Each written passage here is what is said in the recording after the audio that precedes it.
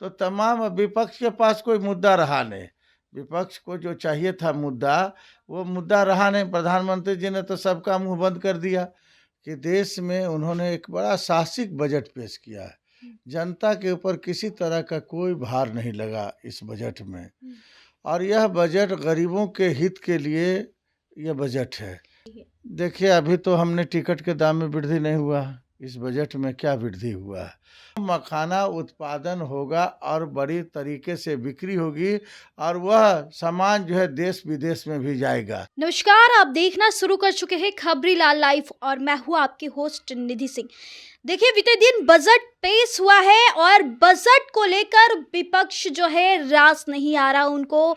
तेजस्वी यादव का बयान आता है कि जो बजट पेश हुआ है उससे तमाम गरीब महिलाओं का हनन हो रहा है और बजट जो पेश हुआ है पुराने ही बजट को सिर्फ थोप दिया गया है। इस मुद्दे पे बातचीत करेंगे। पूर्व एमएलसी आजाद गांधी जी मौजूद है। कैसे देखते हैं आजाद गांधी जी, बजट पेश ही हुई है जिसको विपक्ष को रास नहीं आ रहा है?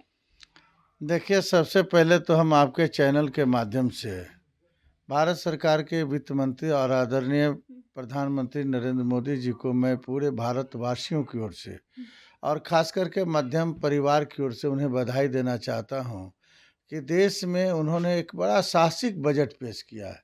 जनता के ऊपर किसी तरह का कोई भार नहीं लगा इस बजट में, और यह बजट गरीबों के हित के लिए यह बजट है। क्यों नहीं बिहार को विशेष राज्य का दर्जा मिला? क्यों विशेष पैकेज नहीं मिला? देखिए, बिहार को तो शुरू से ही पैकेज मिलते आ रहा है।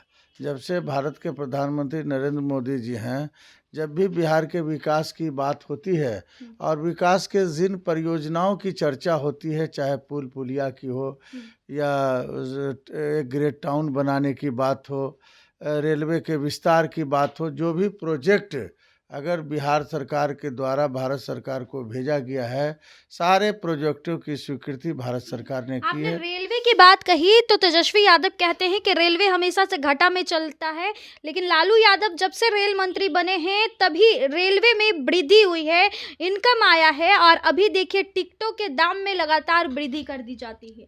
देखिए, अभी तो हमने टिकट के दाम में वृद्धि नहीं हुआ, इस बजट में क्या वृद्धि हुआ है? और दूसरा बात रहा कि लालू प्रसाद यादव जी के राजकाल में जो है रेलवे में काफ़ी मुनाफा हुआ।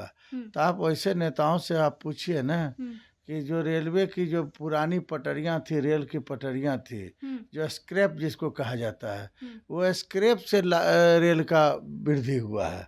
ये नहीं कि कोई इकोनॉमिकल डेवलपमेंट ऐसा हुआ है था रेल का। जो रेल का जो स्क्रैप का काफ़ी भारी मात्रा में लोग रखे हुए थे, उन चीज़ों को लोगों ने बेचा है, इससे रेलवे को वृद्धि हुआ है। कोई ऐसा सकारात्मक डेवलपमेंट तो हुआ नहीं। ठीक है, अपने स्तर से उन्होंने किया, देश के हित के लिए, हम लोग इसका विरोध भी नहीं करते हैं। लेकिन ये जो बजट की जब आप चर्चा कर रही हैं, तो आप देखें कि जो 7 लाख रुपया जिसका इनकम था, उसके बाद टैक्स लगता था, आज 12 लाख रुपया जो है आदरणीय नरेंद्र मोदी जी ने 12.75 कर दिया। ये कोई साधारण बात नहीं है, ये देश के लिए हित का। आप देखिए कि गरीब, जैसे उत्तर बिहार काफ़ी गरीब जिला में कहा जाता है, मधुबनी हो गया, दरभंगा हो गया, वहाँ मखाना की खेती काफ़ी होती है। तो उन एरिया में जो है प्रधानमंत्री जी ने और वित्त मंत्री जी ने मखाना बोर्ड का गठन कर करके साहसिक कदम हुआ। अब मखाना बोर्ड का जो गठन हुआ है, जो किसानों का जो मखाना उत्पादन होता था, वो मखाना उत्पादन होगा और बड़ी तरीके से बिक्री होगी, और वह सामान जो है देश विदेश में भी जाएगा। ये साहसिक कदम है प्रधानमंत्री जी का।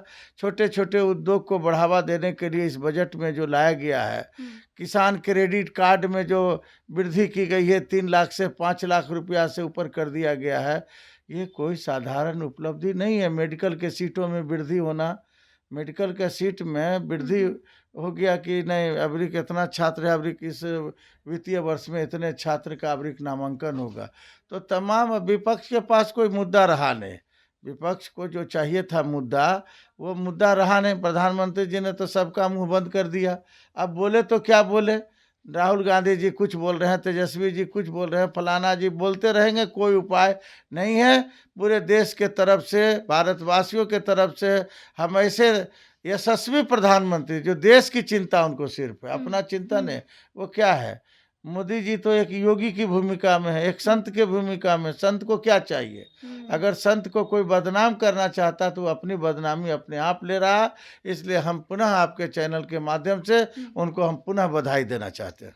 तो चलिए, हमारे साथ बातचीत करने के लिए पूर्व एमएलसी आजाद गांधी जी थे, जिन्होंने स्पष्टता पूर्वक अपनी बातों को रखा है और जिस तरीके से विपक्ष लगातार हमला है, बजट पेश जो हुआ है वो विपक्ष को रास नहीं आ रहा है, इसको लेकर के भी इन्होंने सीधे तौर पर चर्चा की।